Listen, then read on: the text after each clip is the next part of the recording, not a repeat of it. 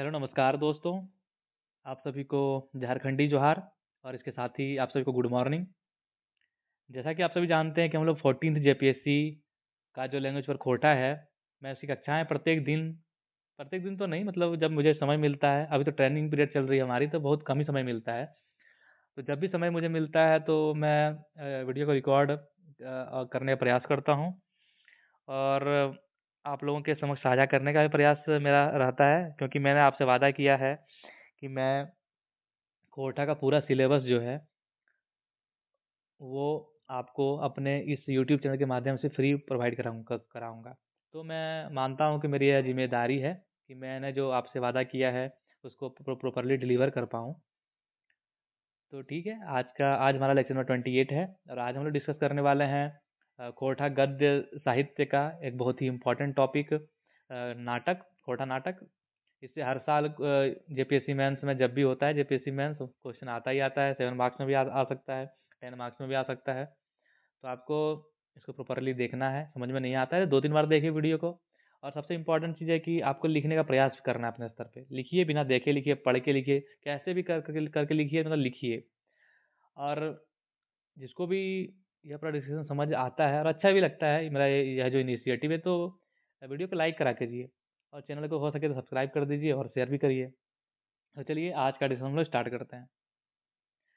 आप सभी को पता है कि मैं अपने डिस्कशन को स्टार्ट करने के पहले मेरी यह प्राथमिकता होती है कि मैं सिलेबस को आप सभी के समक्ष लाऊं और आपको यह दिखाते हुए डिस्कशन आरंभ करूं कि हमारी क्या क्या चीज़ें कंप्लीट हो चुकी हैं, जिससे आप लोग अवगत हो सकें कि हम एक सही डायरेक्शन में बढ़ रहे हैं। हमें जो पढ़ाया जा रहा है वो व्यर्थ नहीं है, एकदम टू द पॉइंट है।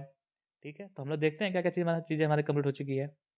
तो खोटा भाषा खंड पूरा का पूरा हम लोग कंप्लीट कर चुके हैं। बहुत ही इंपॉर्टेंट चीज़ था भाई साहब, ये मतलब कर लिए हैं। खोटा लोक साहित्य, जो कि आप जानते हैं कि बहुत ही मस्त इम्पोर्टेंट टॉपिक है, ये भी हमारा कंप्लीट हो चुका है। खोटा शिष्ट साहित्य पे हम लोग चल रहे हैं। तो खोटा शिष्ट साहित्य में खोटा साहित्य का काल विभाजन, खोटा पद्य साहित्य का उद्भव और विकास कंप्लीट हो चुका है।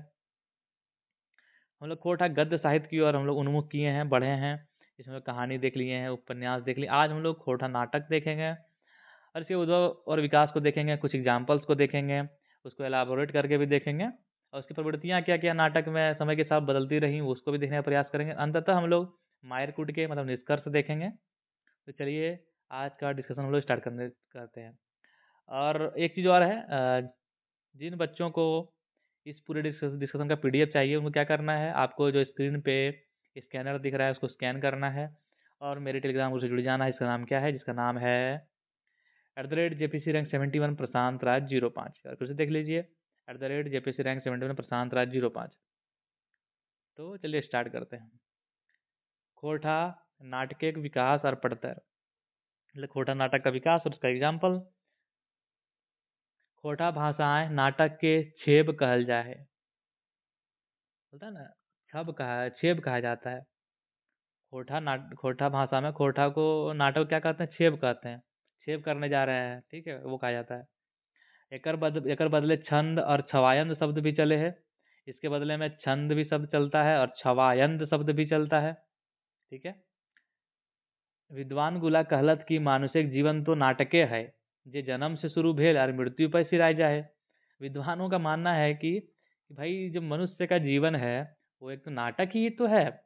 और यह नाटक शुरू कब से होता है? नाटक शुरू होता है जब आप जन्म लेते हैं और खत्म कब होता है? मृत्यु पर। सिराना मतलब खत्म हो जाना। ठीक है, क्या बोल रहा है? विद्वान गोला कहलत की मानुषिक जीवन तो एगो नाटके है, जे जन्म से शुरू भेल और मृत्यु पर सिराय जाए। जेकर सूत्रधार है कहे भगवान। तो जो भगवान पे भरोसा करते हैं, भगवान को मानते हैं, तो हिंदू सभ्यता में और जो क्रिश्चियन सभ्यता है या क्रिश्चियन धर्म है या गॉड अल्लाह भगवान जो तीनों है मानने वाले, उनका मानना है कि ये सब जो चल रहा है वो सब भगवान की मर्जी के अनुसार ही चल रहा है। खोटा साहित्य ये मानल जा है कि खोटा साहित्य शुरुआत नाटक से हो रहा है। खोटा साहित्य में यह माना जाता है कि खोटा साहित्य की शुरुआत जो है वो नाटक से ही हुई है। ये बहुत ही इंपॉर्टेंट चीज़ है कि खोटा साहित्य की शुरुआत नाटक से ही हुई है, यह माना जाता है। क्यों? क्योंकि संबंध इसका आप देखिए, गांव देहाते नाटक खेले के परंपरा ढेरे दिन से है। आप लोग यदि गांव से बिलोंग करते हैं तो आप लोग देखते होंगे सरस्वती पूजा हो गया, लक्ष्मी पूजा हो गया, दीपावली हो गया, कभी ना कभी तो आप देखे ही होंगे कि गांव में एक मंच होता है, मंचन होता है, और मंचन के माध्यम से क्या करते हैं, नाटक को खेला जाता है। विभिन्न प्रकार के नाटक होते हैं, गांव के लोग मिल करके करते हैं, जिससे सामूहिकता का भाव भी आता है और पर्व त्योहार को मनाने का उत्साह भी लगता है। ठीक है। तो गांव देहात में बहुत दिन से ही नाटक खेलने का परंपरा देखा जाता है। पर्व त्योहार, शादी ब्याह, आरो आरो जोखाएं खेलल जाए। अब कहाँ कहाँ बता ही दिए। पर्व त्योहार में होता है, शादी ब्याह में, हर जगह नाटक देख लेंगे आप। 1963-64 श्री निवास पांडुरी जी उद्भासल कर्ण और चाबी काठी बहरायल। हाँ, अब इम्पोर्टेंट चीज़ है कि खोटा नाटक लिखने की परंपरा कब स्टार्ट हुई, कब इसका जन्म हुआ है। तो 1963-64 में श्रीनिवास पांडुरी जो हैं, आज हमारा क्या बोलते हैं, खोटा दिवस भी है श्रीनिवास पांडुरी के जी के अवसर पे ही, 22 दिसंबर को उनका एक उद्भासल कर्ण नाटक और चाबी काठी नाटक बहुत बहुत ही प्रसिद्ध हुआ है। और इनसे ही खोटा नाटक की दिशा और दशा दोनों बदली है। तखन से खोटा नाटक के लिखे और छपाए के परंपरा चल रहे हैं। और तभी से ही खोटा नाटक को लिखने और उसका छपने का परंपरा चालू हो गया। एग्जाम्पल देखिए नाटक का। नाटक एक पढ़ते हैं उद्भासल कर्ण, पांडुरी जी लिखे हैं 1963 में। और इसका पात्र क्या है देखना है हमें। महाभारत के एगो पात्र चुने नाटक लिखल गेल है। महाभारत का एक पात्र जो है कर्ण, उसके ऊपर यह नाटक लिखी गई है। कर्ण के उपेक्षित करल गेल गोटा जिंदगी यह नाटक के खास सारक है। नाटक का सार क्या है कि कर्ण को पूरी जिंदगी उपेक्षा का शिकार होना पड़ा है। यही नाटक का सार है। उसको क्या क्या क्या बोलते हैं, झेलना पड़ा है। एक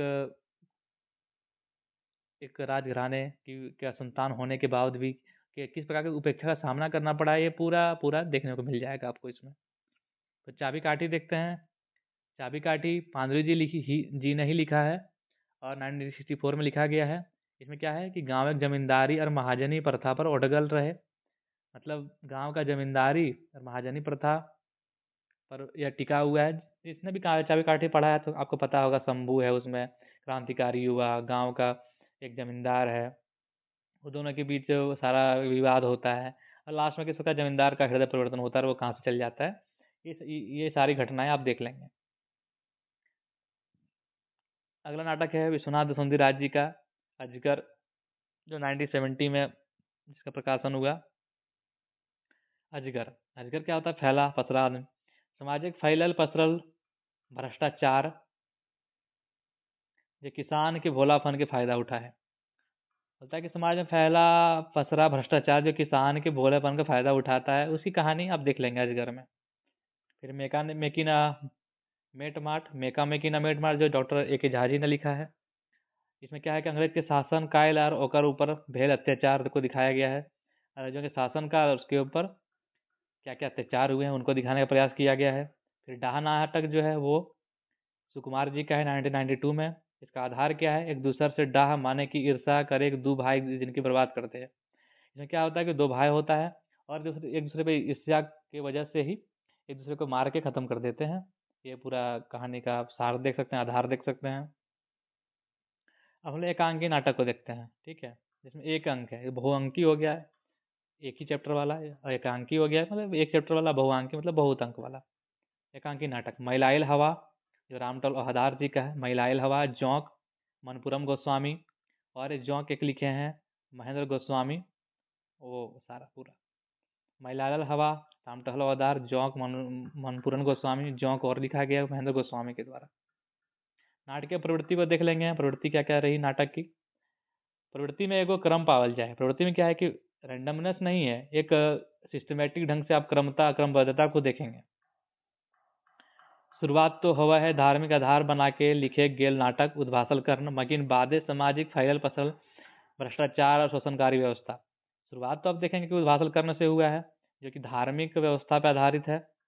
लेकिन बाद में समाज में फैला पसला भ्रष्टाचार और शोषणकारी व्यवस्था जो है, अजगर हो गया, वो सारी चीज़ें आप लोग बाद में वो चीज़ें प्रवृत्तियाँ बदलती हुई देखा जा सकता है।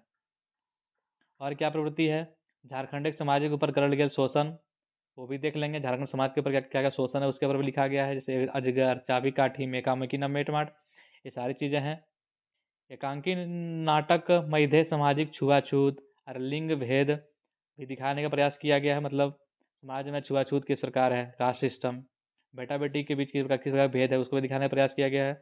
और सबसे इम्पोर्टेंट चीज़ है कि अंत में समाधान खोजने का भी प्रयास किया गया है। अंत में समाधान भी खोजल गेल है। ऐसा नहीं कि बस समस्या को गिना दिया गया है। समस्या तो गिनाना ये बहुत आसान है, बस लेकिन उसका समाधान पक्ष को दर्शाना एक एक नाटककार की उस क्षमता को दर्शाता है। ठीक है? अब देख लेंगे नाटक का मंचन। नाटक का मंचन किस प्रकार अभी हो रहा है और पहले किस प्रकार होता था। ठीक है? वो सारी चीज़ें आपको भी दिखाने का प्रयास मैं करता हूँ। नाटक के मंचन। नाटक के सफलता तखन मानल जाए जखन एकरा मंच पर खेलल जाए। बहुत सारे विद्वान मानते हैं कि नाटक की सफलता या नाटक तभी प्रत्याफलित होता है या उसका फलन रिजल्ट फाइनल रिजल्ट तभी होता है जब वो मंच पे खेला जा सके। पहले गांव घरे पर्व त्योहारे नाटक के मंचन करल जाए। पहले तो जो है गांव घर में पर्व त्योहार में नाटक का मंचन किया जाता था, मकीन आज तनी अभाव है। भागा दौड़ी के समय में नाटक कुछ छिटपुट क्षेत्रों में ही बस गया है, थिएटर ड्रामा तक ही बस गया है, रह गया है। और जो गांव में वो परंपराएं थी खत्म होती जा रही हैं।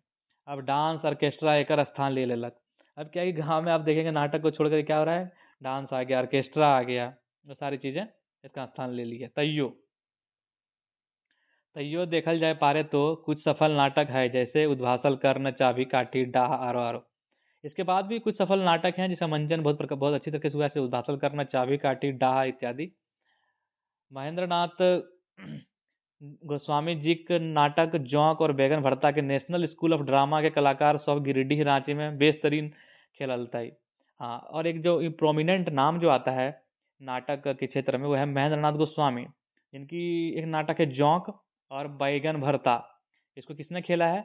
गिरिडीह के कलाकार हैं वो, नेशनल स्कूल ऑफ ड्रामा के जो कलाकार हैं गिरिडीह और रांची में खेलने का प्रयास किए हैं महेंद्र गोस्वामी जी का जौक और बैगन भरता।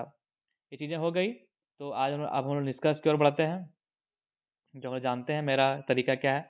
मायर कुट के कहल जाए पारे तो आज सोशल मीडिया और भागा भागी के जुग हक है, जेकर में 3-4 घंटा के बोर्ड नाटक देखे के प्रवृत्ति कम पावल जाए।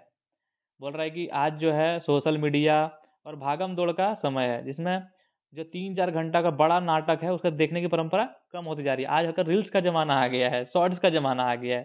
ठीक है, पहले आज के दरकार है कि एकरा आगू बढ़ावे ले हामिन सबके मिल के काम करे हथिन। और इसलिए यह आवश्यक हो जाता है, इम्पोर्टेंट हो जाता है, नेसेसरी हो जाता है कि हमें क्या करना है, उसे शॉर्ट में भी डालने का प्रयास कीजिए। शॉर्ट नाटक रखिए, नाटक की प्रवृत्तियों को चेंज करिए, उसे समय के अनुकूल लाइए। और सब और जो खोटा भाषी समाज यदि एक साथ आते हैं तो नाटक जैसे जो प्रमुख विधाएं हैं उनको एक बढ़ाने का हमें अवसर ही मिलेगा। और मेरा मानना है कि एक कलेक्टिव वे में जो कोई जो काम होता है वो टिकाऊ होता है और सस्टेनेबल भी होता है और आगे बढ़ता भी है। तो चलिए आज का डिस्कशन यहीं समाप्त होता है। जिन बच्चों को इस तरह डिस्कशन का पीडीएफ चाहिए, मैं फिर से कह देता हूँ कि आपको जो स्कैनर दिख रहा है उसको स्कैन करके मेरे मेरे टेलीग्राम ग्रुप में जुड़ जाना है। इसका नाम क्या है, @JPC रैंक 77 प्रशांत राज 05। और आपको यह चीज़ें समझ आई हों, आपको यदि बेहतर लगा हो और मेरा जो इनिशिएटिव आपको अच्छा लगा हो तो प्लीज़ इसको शेयर करिएगा और लाइक भी कर दीजिएगा। चैनल को सब्सक्राइब करिएगा तो अच्छी बात है, मुझे मोटिवेशन मिलता रहेगा। तो चलिए आज के लिए इतना ही। थैंक यू, धन्यवाद।